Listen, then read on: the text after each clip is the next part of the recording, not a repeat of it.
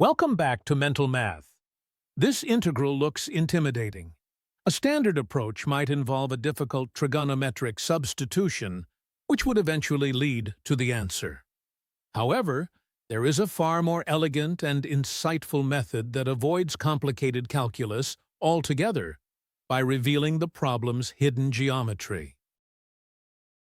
Our first step is to analyze the function within the integral. Let's set it equal to y and see what shape it describes. We begin with the equation y equals the square root of x times the quantity 1 minus x. The presence of the square root implies that y must be non-negative. This is a crucial detail. To simplify, let's eliminate the square root by squaring both sides. This gives us y squared equals x times the quantity 1 minus x, with the condition that y is greater than or equal to 0. Next, we can expand the expression on the right-hand side. Distributing the x gives us y squared equals x minus x squared. This equation contains both x squared and y squared terms, which suggests it might be a circle. To confirm this, let's gather all the x and y terms on one side. By moving the x squared and x terms to the left, we arrive at x squared minus x plus y squared equals 0. To get this into the standard form for a circle's equation, we need to transform the x terms into a perfect square. We'll do this by completing the square. To complete the square for an expression like x squared plus b times x, you take half of the coefficient b, square it, and add it. In our case, b is -1.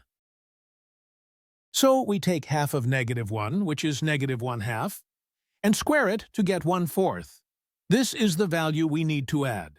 Now, let's add 1/4 to both sides of our equation to complete the square. Adding 1/4 to both sides maintains the equality. The expression in the parentheses is now a perfect square trinomial. Factoring it gives us the final equation. X minus 1/2 squared plus y squared equals 1/2 squared. Now that we have the equation of our shape, let's visualize it to understand what the integral represents. This is the standard equation of a circle. Let's compare it to the general form to find its properties. The general form is x minus h squared plus y minus k squared equals r squared, where the point h, k is the center, and r is the radius. By comparison, we can see our circle has a center at 1/2, 0, and a radius of 1/2. And because y must be non-negative, we are only considering the upper semicircle. Let's plot this on a graph. The integral is from x equals 0 to x equals 1.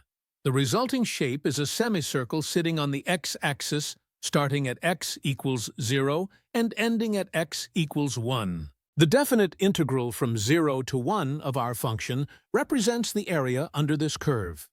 We can now see that this is simply the area of the semicircle.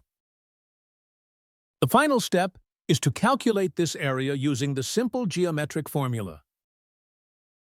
The area of a semicircle is given by the formula 1/2 pi r squared. We know the radius r is 1/2.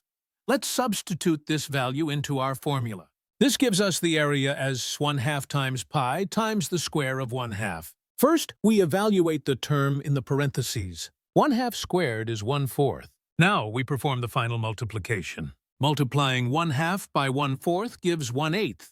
The area is pi over 8. And so, by reinterpreting a difficult integral as a simple area, we find that the final answer is pi over 8.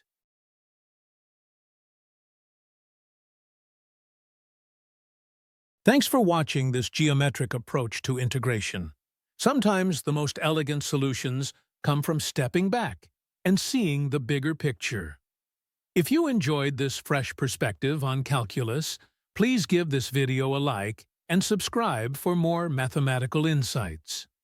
Until next time, keep looking for the geometry hiding in your algebra.